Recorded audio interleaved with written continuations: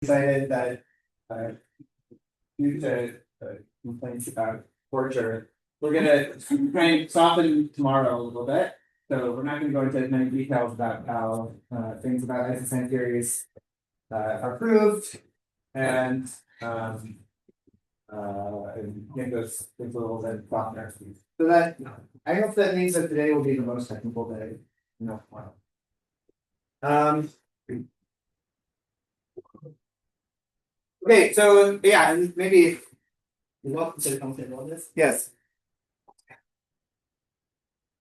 The goal for the talk today is to explain this board. Or the goal for today is to explain what's on this board. So some tomorrow, right? Some tomorrow. The goal for today was to do this, but then we slowed things down a little bit. And so, um, uh, uh, what do you see? What are you supposed to see in this diagram? So the main thing you're supposed to see. Okay, I was told some people there was a lot of information yesterday, and so just as a reminder of where we are, the first thing is on day one we constructed a functor. The construction is, there's some stuff that goes into it, but it's compact. And then theorem, this functor is equivalence. And that's the goal for the rest of the week. And now what we're starting to do is to sort of figure out, how do you probe this functor? How do you, maybe you have two objects here and you want to compute hums between them and compare the hums in the target, for example. And two objects here, which objects? So what we're starting to do is to write down lots of objects of the C of fun G, and then try to compute things about how the Langland functor interacts with those objects. And this board is expressing a sort of a big chunk of that. So somehow, so up here we have these Katsuyori representations. What I'm going to explain in this talk is about localization, which is a way of producing V modules on fun G out of these Katsuyori representations. And you can think that what this diagram is expressing, okay. So, well, you can think that okay, if it were me, I would have just written the top part of the diagram. But you can think what this diagram is expressing is that you do this Katsuyori localization, which will be explained, and then you compute the Langland's functor on this, and it's saying that equals something. And what's the something? Okay, one term we learned yesterday was this FLE, is something of local nature. And then the second thing is something we'll learn later today about spectral Poincare series, but it's just something that happens purely on one side of Langland's duality. It's some think of it as some natural pull push kind of thing using these hoppers. Not maybe a surprise that hoppers have something to do with local states. Remember the definition. Maybe say also please about the lower part of the diagram. Basically, that's how we construct the functor. Yeah. That was very quick. No, okay. I mean, well, I was objecting to the lower part of the diagram as for psychological reasons. Dennis likes to draw the whole diagram with two things, and that's great for everyone. But the lower part of the diagram, you can think of it as a kind of summary of what the construction of the Langland's functor was, up to at least at this kind of up to this stuff about T structures and blah blah blah, like int-code versus quasi-code. This bottom diagram is sort of expressing what the Langland's functor is, if you want to sit down and really do it. It's different than how I said it. Okay, so we're just talking about Katsuyori localization. And so I want to explain what the spirit of the thing is. So and try to express a little bit today how to think about it, and also what kinds of things it's good for. So it's like a wanted to say in the beginning, like this is a pretty, like, if it's a pretty naive kind of setup, and it's supposed to feel that way. And one of the things that's really amazing about about it is that you really can get non-trivial information from just kind of saying some pretty formal, unsurprising words. And so I'll try to express that in this talk. And maybe let me just say one other sort of orienting thing for people, which is that part of what's happening yesterday and today is that we're kind of going through this GLC2 paper. And one thing you can think in this GLC2 paper is it's sort of like a updated version of like the works of Valence and Inverknall. So what I'm going to say here is really kind of summarizing ideas of Valence and Inverknall. Okay, so first I'm going to do kind of a finite dimensional analog. So I'm going to fix H in affine algebraic group.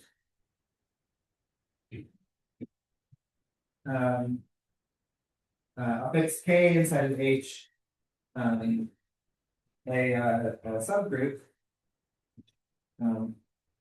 Which immediately. I'm going to fix some stack Y. This is a stack or new variety. I'm going to fix some space Y tilde on which H acts. And I'm going to assume that Y is equal to Y tilde on one side. So this is the sort of abstract axiomatics for the localization. And so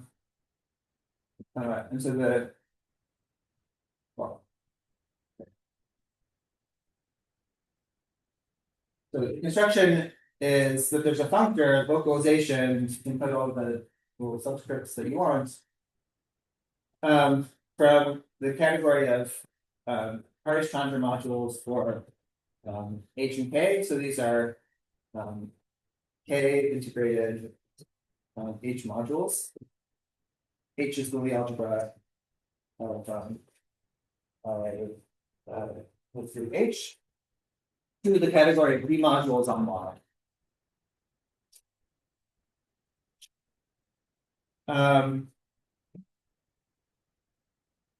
That's what the construction is. So I'm going to call lots of things localization.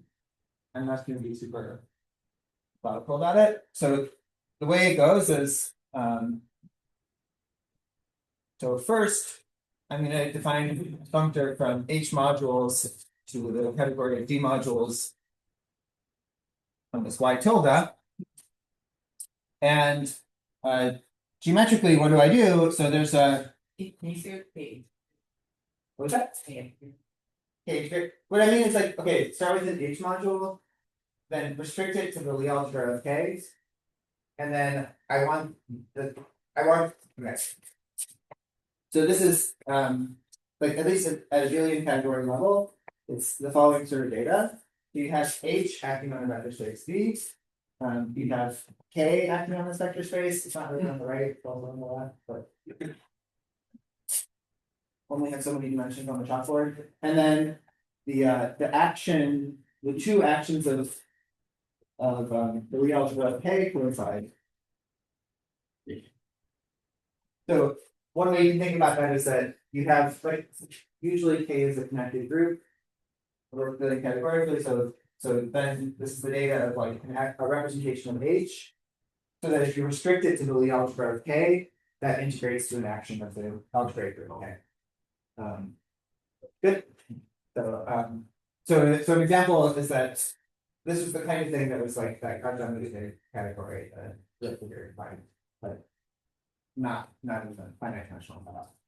Is this literally a pullback of categories then, or do you have to do something more? Is what a pullback of categories?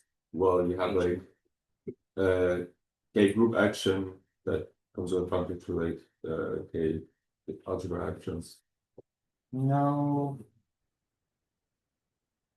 Is this the fiber product of representations of K with H modules over K? Yeah. Yeah. Wait, what was it? Okay. So it's A. another. Sam, could you write a single stack so that like the code that is just this? Yes, I can do that. Like, Yeah, and I'm supposed to actually add one other axiom, so this action is supposed to be K equivariant. If you want a single stack, what you do is you take H, you formally complete it along K, and you take representations of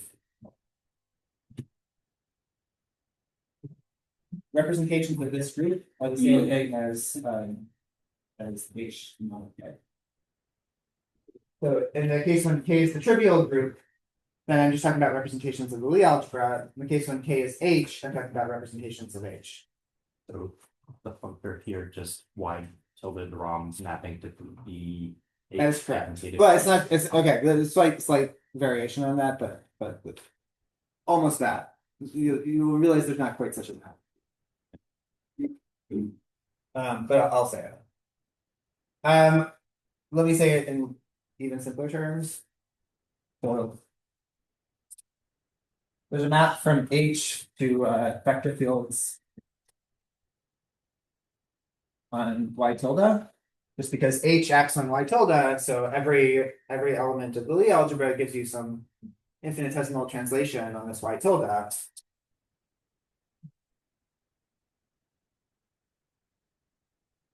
And so and this is a map of Lie algebras. And so that's going to give rise to a map from U of H to global differential operators in this y tilde, which also is the same thing as endomorphisms of the sheaf of differential operators.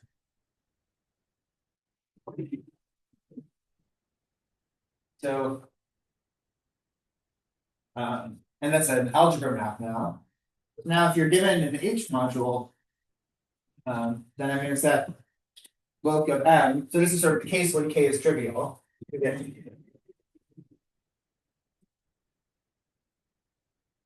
But I'll still call it y tilde and say y. So in this case, the localization of M is going to just be defined be M tensor over U of H with sheaf of differential operators on this y tilde.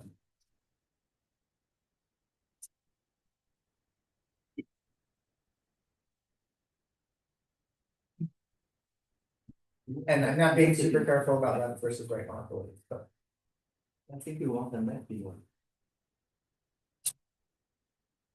exactly. Yeah, that's this. Yeah, this is about it. I agree. So this is not a symmetric limit function, it does not go back along the map of stacks. That is exactly correct.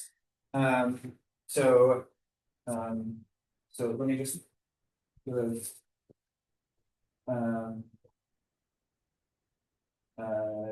the localization of U of y is equal to by design, it's equal to the sheaf of differential operators.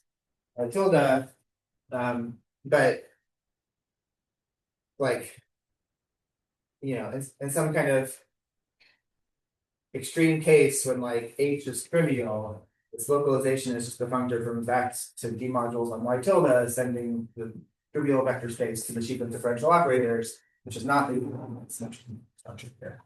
This can't be expressed in terms of some like correspondence of stacks or I was just wondering if you could call it some rubber stuff. Is there a way? Yeah, exactly. I will say.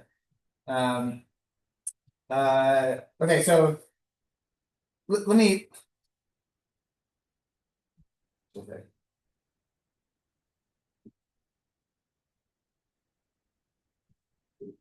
Okay, so for the correspondence minded.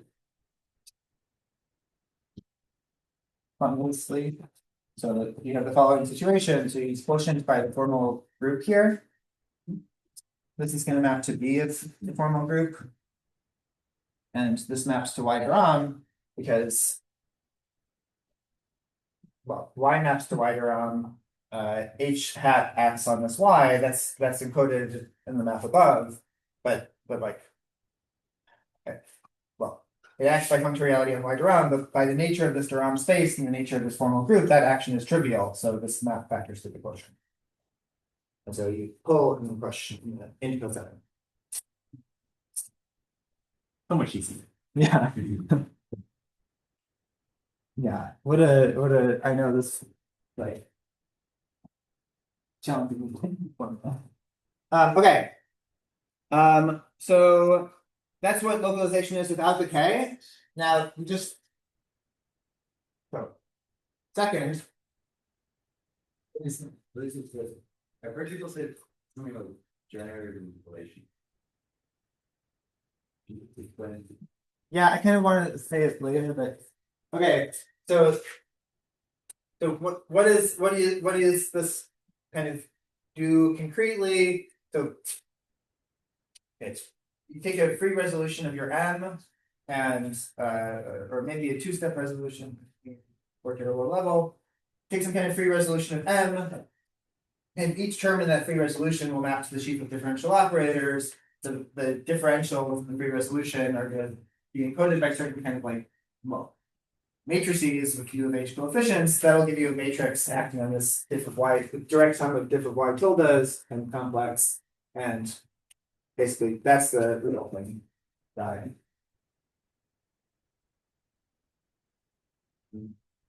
Thanks. Yep.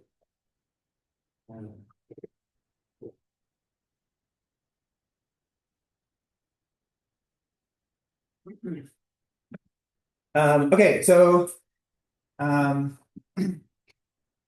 okay, any other questions? Comments? So second, so we pass to k equivariant objects. In the setting when k acts, and we obtain a functor from this h mod k to d mod on this y tilde k, which is d modules on this y tilde mod k by design, which is d modules on y, and by definition of y. And so this is what I'm calling localization. In other words, implicitly, I'm saying that this localization functor from before is a map of categories acted on by H, and then I'm taking K invariants everywhere. Concretely, if I have one of these Harish-Chandra modules, then you can see that if I form load of M as an object on this Y tilde, then the Harish-Chandra structure, this K equivariant kind of like this action of K, is going to give rise to a descent datum. In other words, a K equivariant structure on the D module. So the fact that just the algebraic group Kx is already the descent datum as a quasi-coherent sheaf, and the rest of the datum is what you need to descend as a D module. Not datum, but the fact that the two actions coincide.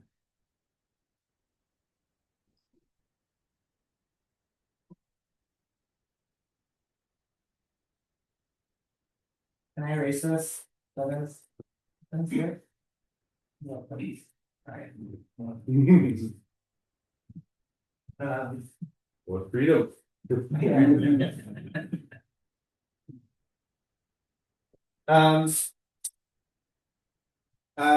Questions about that?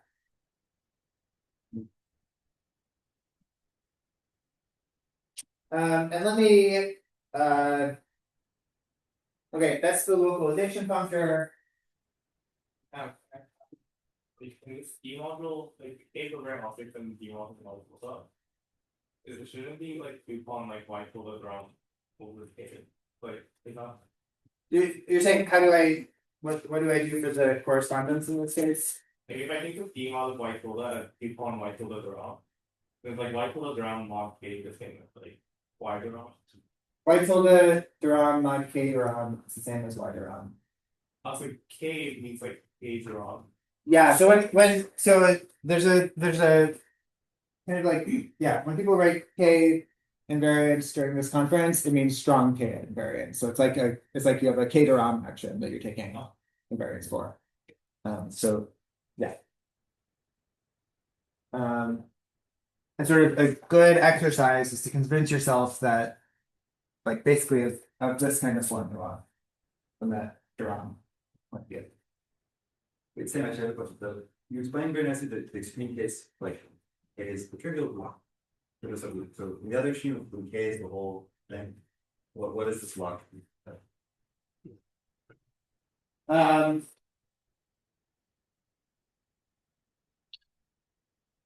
so, as an example,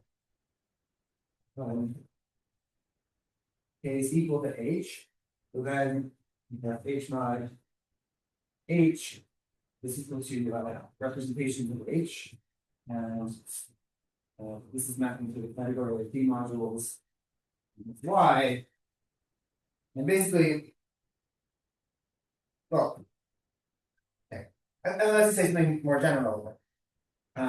What are you doing? So you're sending this to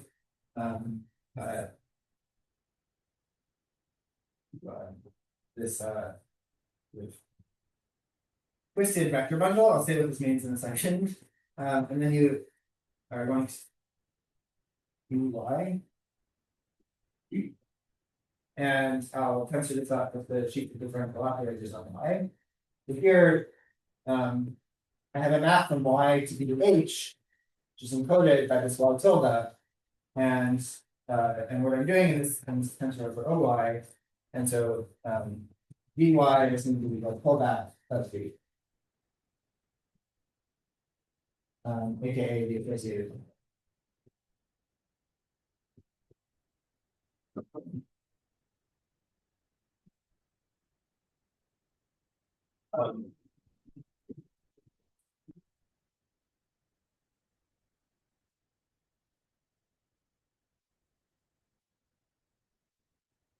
And then the sort of happy middle here. Generalization.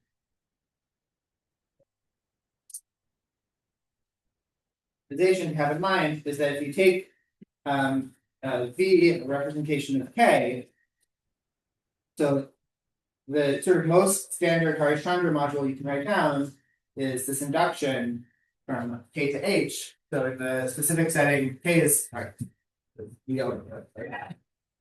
the specific setting of rationalistic category, this is what Gravir called vial modules yesterday. Well, these are irreducible representations. And in other settings, they get called Verma modules. But this is sort of the most basic object. This H mod K, these are the sort of standard representations. And Loc sends this to the D module induced from sort of V A, no, it's V Y in notation, but now I'm using Y and having to point out K. Which should be K, and this map is encoded by the K torso Y tilde. And could you see two more to that? Which right is back up. About that, fingers in there.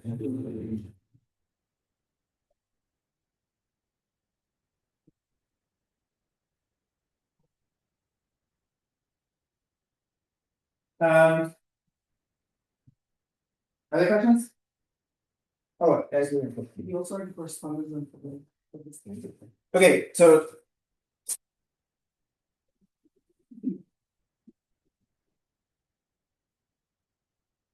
what you do if you really like correspondences, I'm not trying to say this for what Kabir might call a human being, but for someone who likes correspondences. So K around X here. So quotient by K around to get the right round version. It's really why it's all did it. Y and that corresponds to really. Yeah, just so let's put the K's and then be done. Yeah, now. I'm not gonna move. Thinking not. There's this one. I think it's just Y there. No. I mean, we Why scroll down. folded around my tater on is wider up. But you just want to modify my K draw. And you don't wanna compete each other. No, this is correct. Yeah. It's because if you take this H hat and you quotient by tater on, then you'll get this H hat thing. I don't know where that went, but. That was the exercise I was trying to say earlier. So. You take this H hat and you quotient it by. Like tater on, then you'll get the. What am I saying? If you take P of H hat and you quotient this by tater on, then you'll get P of H hat.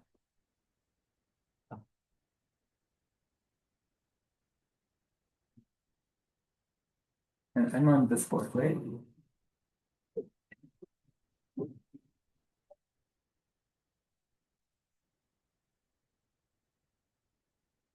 And just to, connect being said here, when I'm writing up above is algorithmically extracted from here because when I say pass to k equivariant objects, you should think of that as quotienting geometrically by k to the.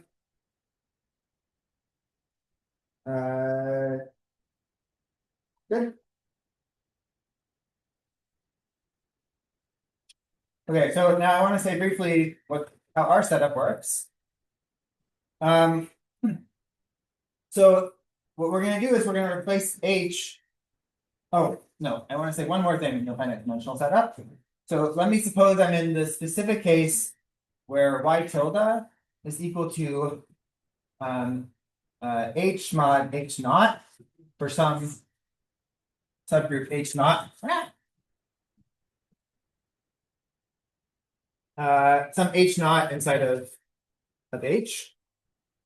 A subgroup. So just to emphasize this y is then a double quotient space. And the fiber of this localization of some module M at a point, let me just do for simplicity 1 instead of here. Well, this is going to be the coinvariance for M with respect to what is the algebra homology for the algebra of H naught with coefficients in this time. And this just means derived coinvariance.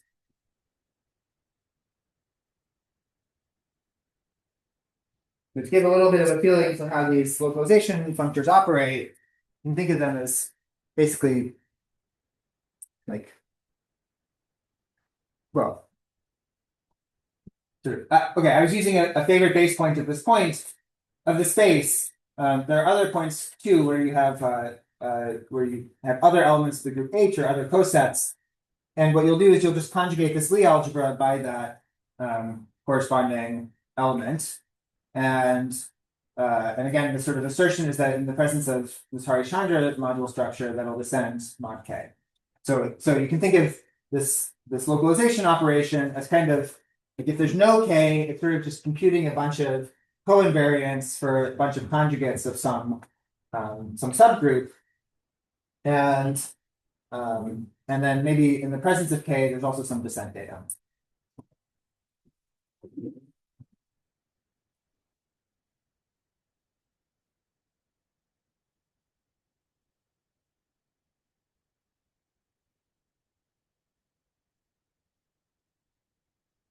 Was it? Can you just give us a hint?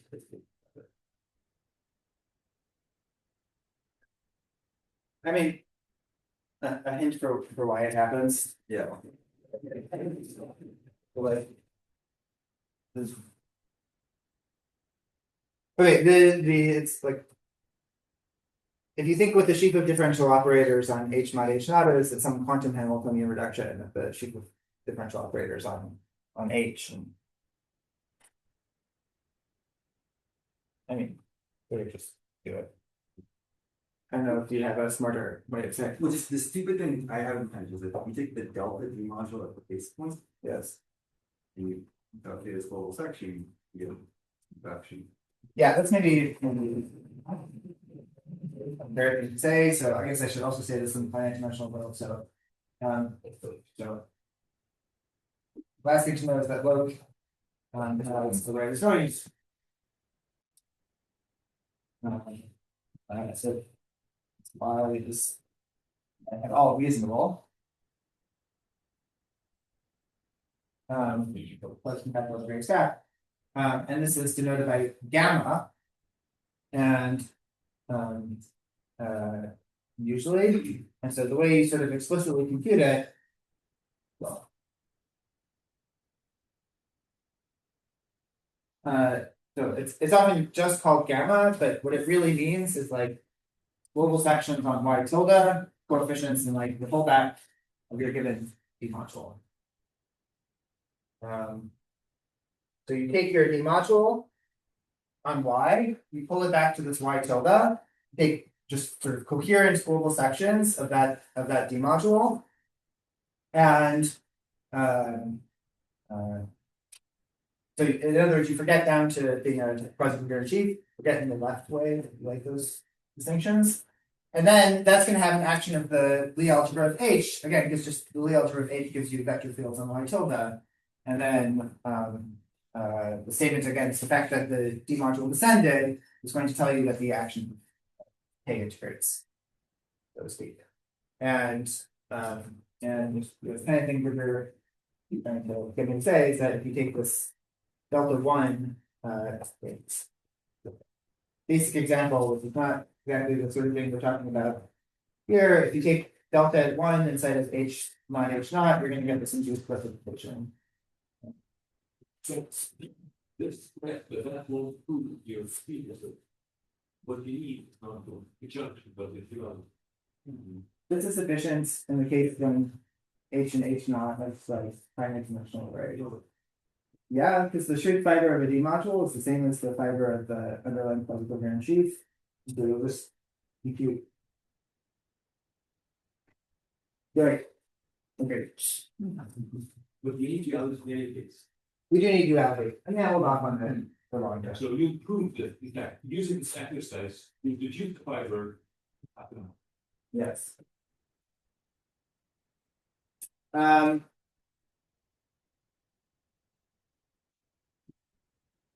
Okay. That took longer than I anticipated. Okay. So now I want to say how this works. I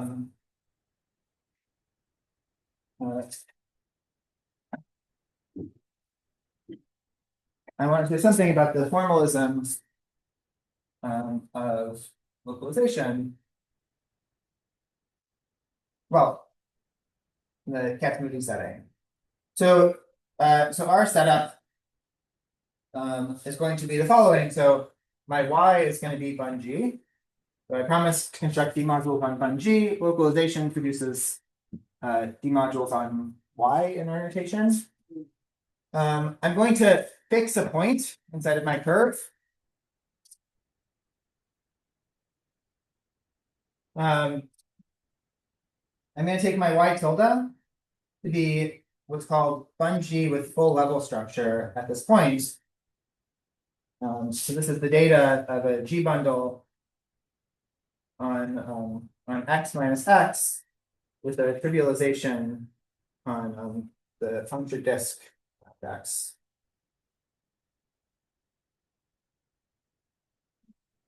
This has an action of this group H, which is going to be the loop group based at this point x. And the nice thing is that this y tilde is equal to y mod. Nope. Getting it all wrong, but the basic point is that bun G is equal to the quotient of bun G with full level structure, not by the full loop group, but by just the positive part of the loop group. And this is going to be now my subgroup A. And this geometry, let me just say, is what gives rise to Hecke functors. Because the Hecke action is exactly encoded by the idea that, like, you want to say bungee has some kind of extra symmetries. And where do those extra symmetries come from? So the symmetries, you can sort of think of them geometrically as like, it's not that there's a group that acts on bungee in some interesting way, but there's a torsor for this positive loop group. But moreover, the really important thing isn't just that it's a torsor, but it's a torsor where a larger group acts.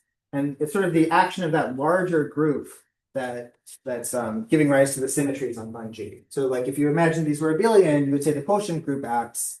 Instead of a quotient group, you have this funny group like acting on bungee. So this whole setup, let me just say, emphasize, this is the origin. Origin of Hecke. And so you just really are taking the origin of, I mean, again, you're just looking at these Hecke symmetries. And you're saying that that also gives you this localization formalism. So, so I'll just say very briefly that infinite dimensional version of the earlier discussion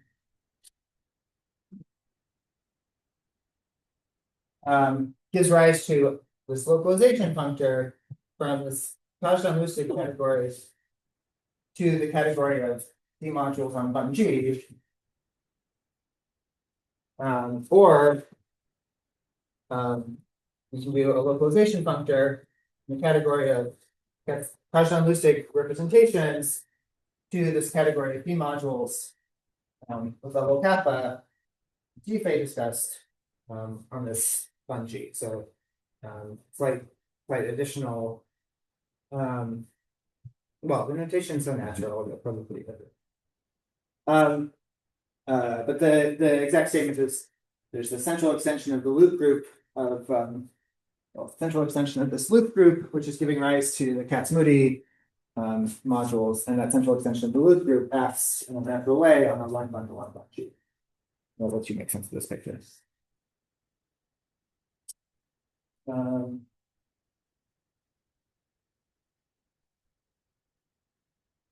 There's some having thoughts on something, right? It's on there. Oh, here it is. Um,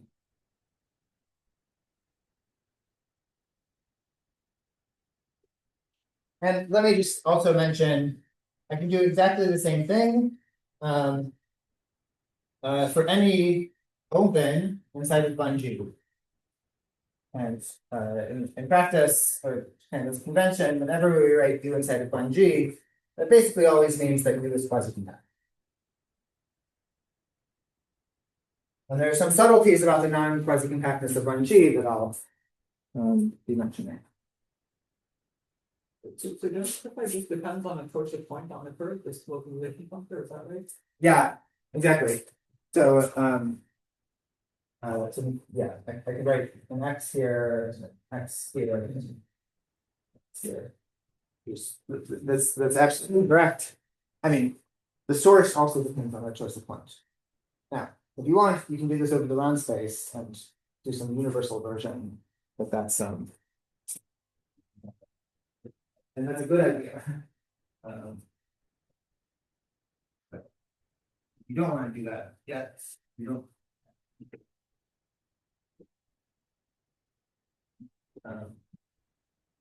So let me just try to give a little bit of a feeling for how you can do this. So let me say it a little bit formally. So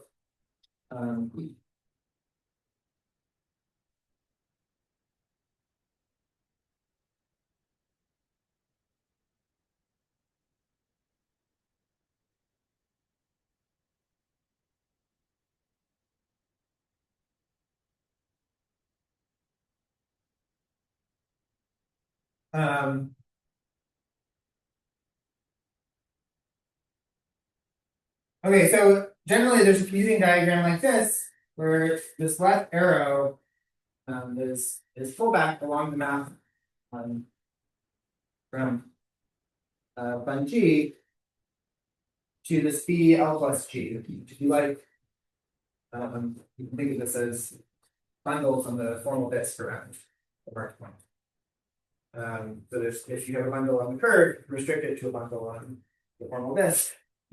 And so that's saying that whenever you have a representation of the loop group, on the one hand, you can induce it to Cauchy-Lustig representation, and then do this Katsumudi localization. Or on the other hand, you could have done some kind of like obvious thing. This is like again evaluation bundles. And then you can induce that up to be a D module. Just if you take it, this is like tensoring with D, so to say.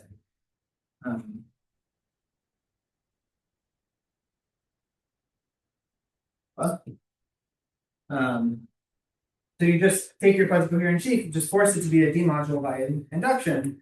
And so this is getting at what Kabir was suggesting earlier, which is you can really kind of think of this localization as some kind of construction of D modules by generators and relations of local nature.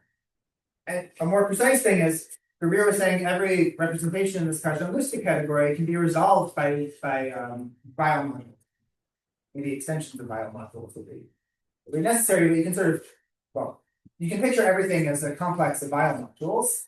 Now, I told you where the biomodules go. They go to D modules induced from evaluation bundles. And now the slightly non-trivial assertion is that if you have a map in this Cauchy-Lustig category between two biomodules, what's that? It's some complicated thing.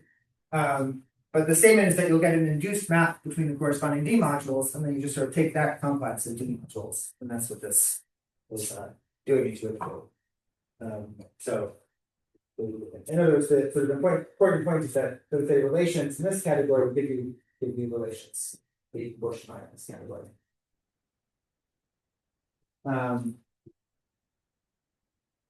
Questions about that?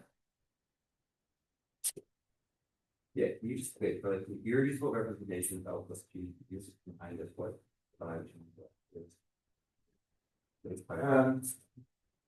Yes. Okay, let me do it in 1 second. I want to use this board in a slightly different way. So I want to add one more thing to the mix, which is that this is equivariant for the action of the spherical category.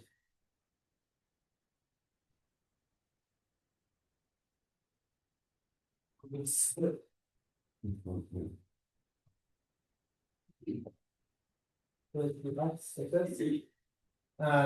is D modules on, I don't know what they said, LG, L plus G, L plus G. Capital stuff.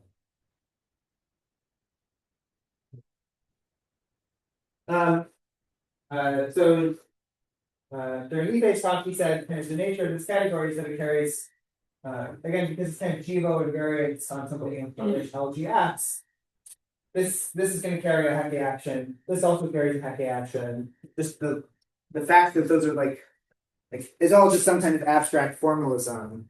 Like the Hecke action and the localization fit into the same axiomatics. And so it's a very general property of the axiomatics that this localization fused with the Hecke action. And if you kind of go back to what I was saying earlier, okay, at least in the finite dimensional world, it's good to deduce that localization that I put before. And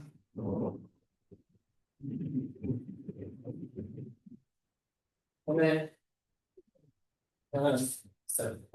yes. Yeah, when we use the word compact objects, right? But here, this input, at least intuitively, produces some big objects which are not, right? So how does that make sense? How does that make sense? So, okay, recorded. I'll come back to it in a second. Not as big as you think. Okay, maybe. Okay, come back to it in just a second. So, if we wanted a couple of examples, so as an example, first, if you take the localization of the vacuum representation, this is just the sheaf of differential operators on Bun-G at this level. And I just remind this is induced from trivial representation. And this is the D module induced from O. So it follows kind of immediately from this diagram that I'm writing. And it's also one of those general properties I said about how localization works. Localization always sends the thing induced from the trivial representation, which you put differential operators.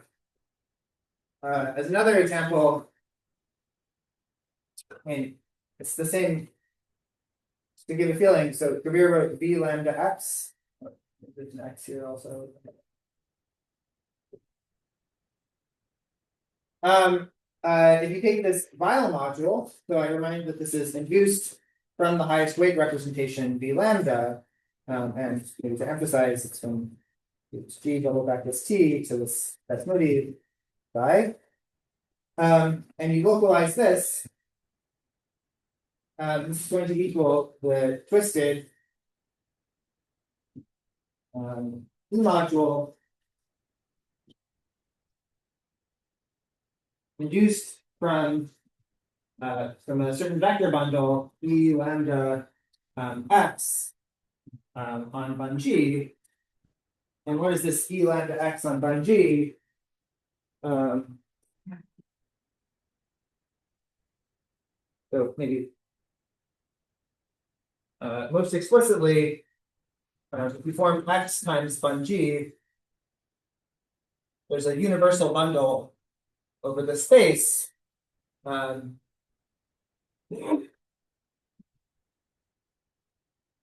my point is going to give me sort of a universal bundle, but kind of fibered at this point, which is going to be the restriction.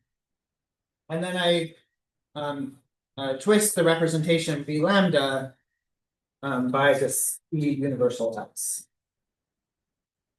to get E lambda.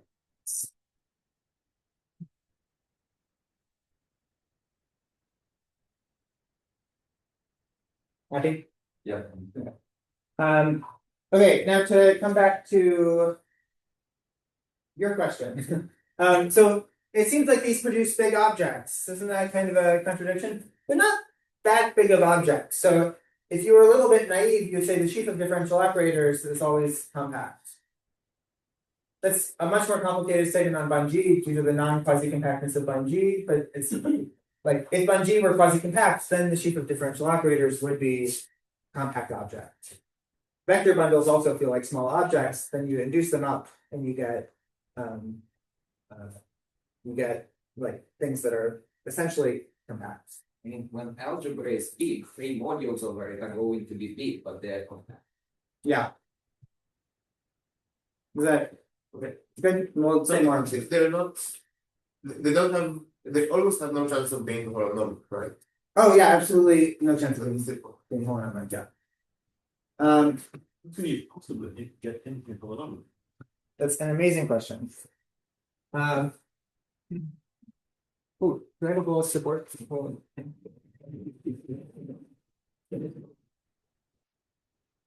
So let me. Okay, that was like a bunch of formalism. We'll say a little bit more loud. In a bit, so let me just give a quick application. Which is sort of why Gauss and Drinfeld invented these things. So I'm going to specialize in the case of critical level. So this sheaf of differential operators on Bun-G at critical level. This is the localization of the vacuum representation for any point. So let's choose a point for the moment, or again, it could be a multi-point. This is so again, this is like some tautology, right? Now there is this and this of course is like critical level. Now let me just remind there is this action of the algebra of functions on operas, on regular operas, that we call ZX yesterday. And there's a statement that this acts by endomorphisms on this V X. So this was, in some sense, the center of this, well, it is the center non-derivatively of this factorization algebra. In particular, this, well, it is the algebra of endomorphisms non-derivatively of this V. That was what was the point of V phase talk. And so now, the amazing thing about functors and functoriality is just now what I'm going to get is an action of function of the ZX. And now this is by functoriality. So now, Kabir gave a controversial beginning of his talk yesterday. The point at the beginning of his talk yesterday was exactly to explain this action of this commutative algebra on this space. So the idea was that kind of like, in some sense, if you have central elements of something like an enveloping algebra, then those can give you global differential operators. So let me put that as a brief remark. Want to make a couple of remarks at this. So endomorphisms of fifth are the same things as global differential operators. Maybe with twists everywhere. And what this says is that elements of this the center give rise to global differential operators. From G, again, up to this critically twisted differential operators. So that's kind of one remark. Another remark, which is a preview of things that to come, is that the action, so there's this weird point, and this is going to factor through something which is independent of the choice of points, an action of functions on operators on X in a very canonical way. So this actual space of global operators. So in other words, there's a map from global operators to local operators. These are just operators on the disk, and therefore at the level of functions, there's a map from ZX into the space. And this is in some sense the universal space that's going to receive a map from each ZX in a kind of compatible way. And that idea of like varying the points to get something global is going to be encoded later today, formally in what's called chirohomology.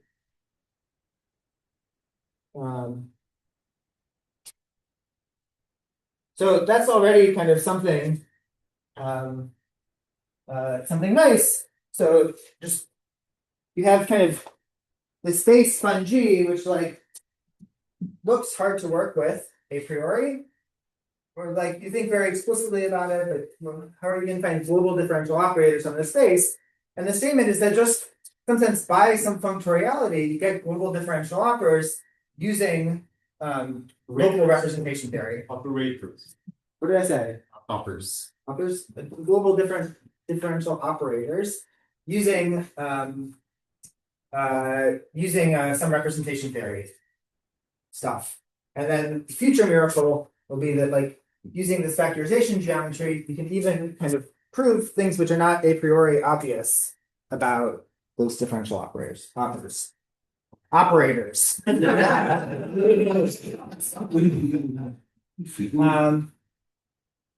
Okay, questions about that part? Did they know exactly what the ring of the front wall there is on the Yes, it is not exactly. Let me say it in the case when G is simply connected. To simplify, it's functions on numbers. It's exactly. It's exactly this. Otherwise, there's like the slight correction that like Bungie will have like maybe two connected components if it's PGL2, and so you'll kind of have something which is roughly two copies of this. Particular commutative. In particular, it's commutative. Yeah, that's a remarkable feature of the subject. Maybe a comment about that remarkable feature. So that's of course something very special about this example. It's important to keep in mind that they're not central in their ring of differential, even though it's a commutative subelement. Like they don't commute with other things that are not locally. What about this harmonic unity? Yes, yes. Well. Okay, we'll go ahead and proceed as if I didn't hear that question. Okay, so, what other questions which I should respond to?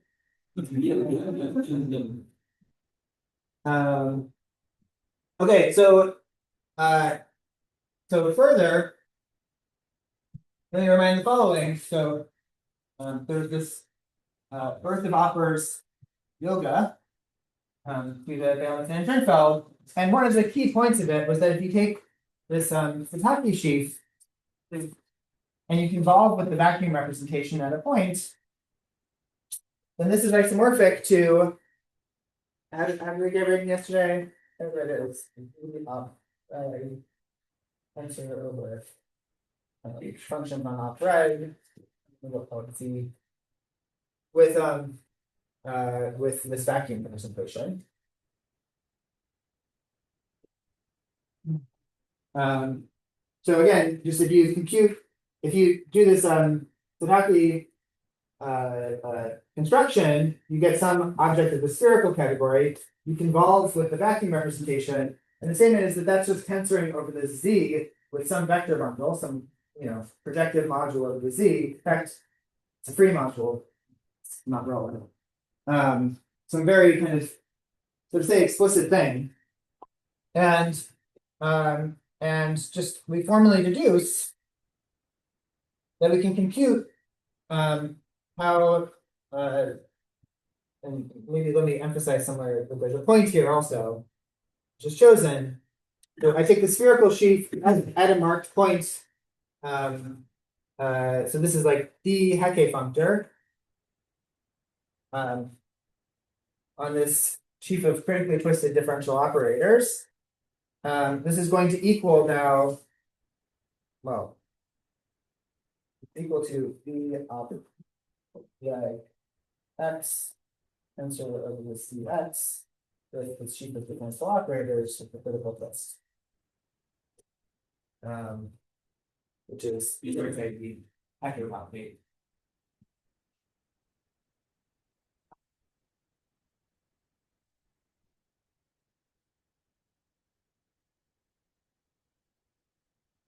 Saying that okay, what the Hecke property usually says is something like when you convolve with some spherical sheaf, this is supposed to be kind of tensoring by some vector space that involves some sort of local system of equilibrium. And here I have a family of local systems indexed by these operas, but up to that, this is what the Hecke property is. And again, let me just say in words, preview for the future is that this also all descends to global operas. So here, these were some local systems. That's a little bit weird, but if they actually, the whole story descends over these local systems. And the nature of the setup is that you say it was a factorization homology bunch, and it becomes very formal from this, again, birth of operas assertion, which is really not even going by. Oh, and I meant to say, exactly the thing I was about to erase, that like, where does this equality come from? This equality or isomorphism, where does it come from? It just comes from writing this as localization of the vacuum representation, and then moving the convolution past the localization by the statement that I was about to erase. So it's equivariant to the action of the spherical category. So it just intertwines the Hecke functors on both sides. And now what? So if you wanted, so, wait, this is really inside.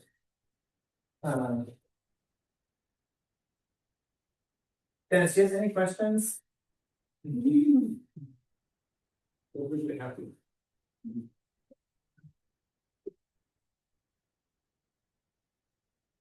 Or is no visible level? This is all critical level. I don't know if I forgot to write it somewhere. You know, if you, I don't need this, you know, The result about what? All this, this guy there. Like how the heck the operator acts on differential operators. It's not at all an eigensheet, so you'll pick up kind of like other direct sums. There are results of this, they'll kind of look like, I mean, okay, the one way just reduces to computing what the heck a functor does to the vacuum representation off critical level. And it's still how to compute those sorts of things, but it turns into not a sum of vacuum representations, but something like a vacuum representation plus a bunch of biomodules and other isolates. That's sort of there it is. All the data sheet. Not an eigensheet, but. Yep. Yeah, miracle critical level. Yeah, Sam, can I say a word about this? No. At the end. Yeah. This is why critical level plays a special role in the study of magnetic shapes. It's really the thing that it gives you magnetic shapes. It's especially this one. This one is cool. Now if you wanted an honest eigensheet, then you might take both. What you would do is you would believe that functions on these global operators act fix an actual global operator act on diff.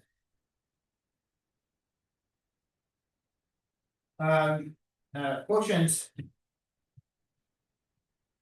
by quotient diff, right, by the corresponding maximal ideal.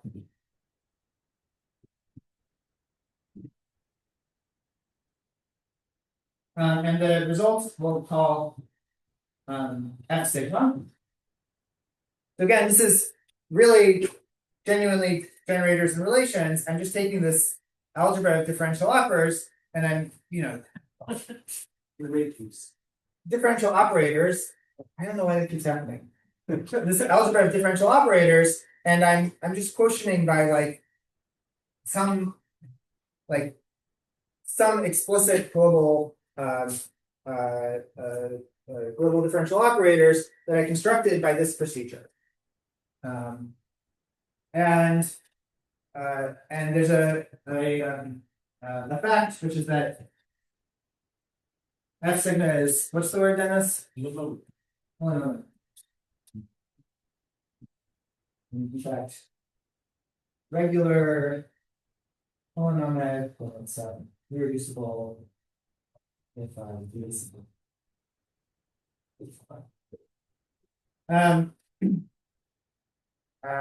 So this is an extremely kind of explicit construction of a eigensheet, and this was really, in some sense, the point of the two long books of Billingson and that's the short executive summary.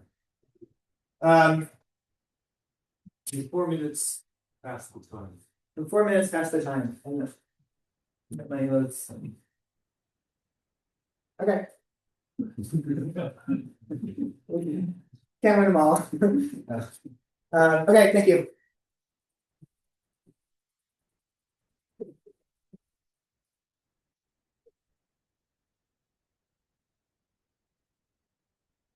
Yeah, they restructured, there was plenty of time to